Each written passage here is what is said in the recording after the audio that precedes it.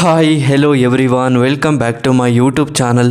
ಇವತ್ತಿನ ಈ ವಿಡಿಯೋದಲ್ಲಿ ಗುಂಟೂರು ಕಾರಂ ಮೂವಿಯ ರಿವ್ಯೂ ಮಾಡ್ತಾಯಿದ್ದೀನಿ.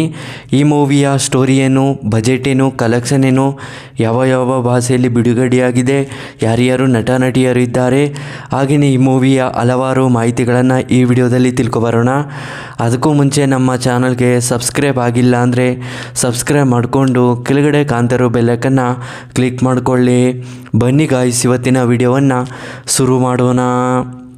ಮೊದಲು ಈ ಮೂವಿಯ ಬಾಕ್ಸ್ ಆಫೀಸ್ ಕಲೆಕ್ಷನ್ ನೋಡಿದರೆ 260 ಕೋಟಿ ಕಲೆಕ್ಷನನ್ನು ಮಾಡಿದೆ. ಬಜೆಟ್ ನೋಡಿದ್ರೆ 120 ಕೋಟಿ ಬಜೆಟನ್ನು ಹಾಕಿದ್ದಾರೆ ಅಂತ ಹೇಳಬಹುದು.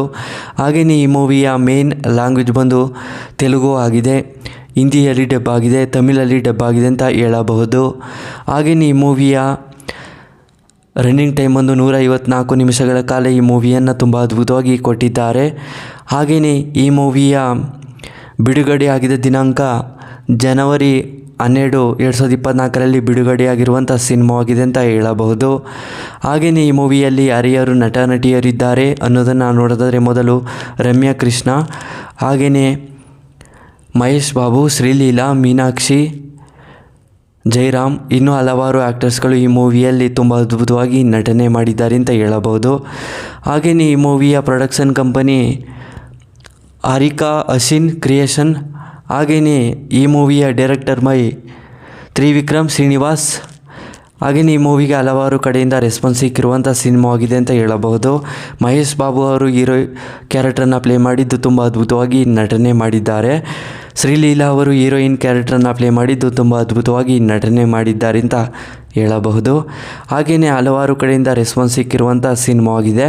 ಹಾಗೆಯೇ ಈ ಮೂವಿಗೆ ತುಂಬ ಕಡೆಯಿಂದ ಸಾಂಗ್ ಕೂಡ ಸೂಪರ್ ಹಿಟ್ ಆಗಿದೆ ಅಂತ ಹೇಳಬಹುದು. ಹಾಗೆಯೇ ಟ್ರೆಂಡಿಂಗ್ ಸಾಂಗ್ ಆಗಿದೆ ಅಂತಲೇ ಹೇಳಬಹುದು. ಶ್ರೀಲೀಲಾ ಅವರು ಹೀರೋಯಿನ್ ಕ್ಯಾರೆಕ್ಟರ್ನ ಪ್ಲೇ ಮಾಡಿದ್ದಾರೆ, ತುಂಬ ಅದ್ಭುತವಾಗಿ ನಟನೆ ಮಾಡಿದ್ದಾರೆ.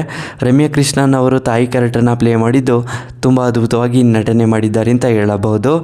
ಹಾಗೆಯೇ ಈ ಮೂವಿಯ ಒಂದನೇ ಸ್ಟೋರಿ ಹೇಳಿದ್ರೆ, ಮಹೇಶ್ ಅನ್ನೋ ವ್ಯಕ್ತಿ ಇರ್ತಾರೆ, ಅವ್ರಿಗೆ ಮಗ ಇರ್ತಾನೆ, ಅವರ ಹೆಸರು ಸಿದ್ಧಾರ್ಥ್ ಅಂತ. ಸಿದ್ಧಾರ್ಥ್ ಅನ್ನೋ ವ್ಯಕ್ತಿ ಅವರು ಒಂದು ಕಂಪನಿಯನ್ನು ಹುಟ್ಟಾಕಬೇಕು ಅಂತ ತುಂಬ ಆಸೆ ಇರುತ್ತೆ. ಆದರೆ ಕಂಪನಿಗೆ ನಾಶವನ್ನು ಮಾಡಿಬಿಡ್ತಾರೆ.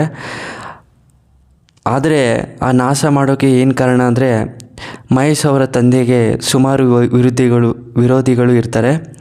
ಆದ್ದರಿಂದ ಮಹೇಶ್ ಅವರ ಒಂದು ಕಂಪನಿಯನ್ನು ಸುಟ್ಟಾಕ್ಬಿಡ್ತಾರೆ. ಆ ಕಾರಣದಿಂದ ಮಹೇಶ್ ಅವರಿಗೆ ತುಂಬ ಬೇಜಾರು ಮಾಡಿಕೊಂಡು ಈ ಕಂಪನಿಯನ್ನು ಮತ್ತೆ ಬೆಳೆಸಬೇಕು ಅಂತ ಹೇಳಿ ತುಂಬ ಹೋರಾಟವನ್ನು ಮಾಡ್ತಾರೆ. ಆ ಕಂಪನಿನೂ ಕೂಡ ಮತ್ತೆ ಬೆಳೆಸ್ತಾರೆ ಅಂತಲೇ ಹೇಳಬಹುದು.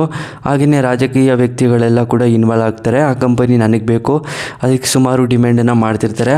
ಆದ್ದರಿಂದ ಮಾರ್ಕೆಟಲ್ಲಿ ತುಂಬ ಅವರೇ ಪೈಪೋಟಿಯನ್ನು ಕೊಡ್ತಾ ಇರ್ತಾರೆ. ನಾನು ಇಷ್ಟು ಕೊಡ್ತೀನಿ, ಈ ಕಂಪನಿಯನ್ನು ನಮಗೆ ಕೊಡಿ ಅಂತ. ಆದರೆ ಸಿದ್ಧಾರ್ಥ್ ಅವರು ಕೊಡೋದಿಲ್ಲ. ಮಹೇಶ್ ಅವರು ಕೂಡ ಕೊಡಬೇಡಿ ಅಂತ ಹೇಳಿರ್ತಾರೆ. ಆದರೆ ಸಿದ್ಧಾರ್ಥ್ ಅವರಿಗೆ ತಾಯಿ ಇರ್ತಾರೆ. ಅವರ ಒಂದು ತಾತ ರಾಜಕೀಯ ವ್ಯಕ್ತಿಯಾಗಿರ್ತಾರೆ.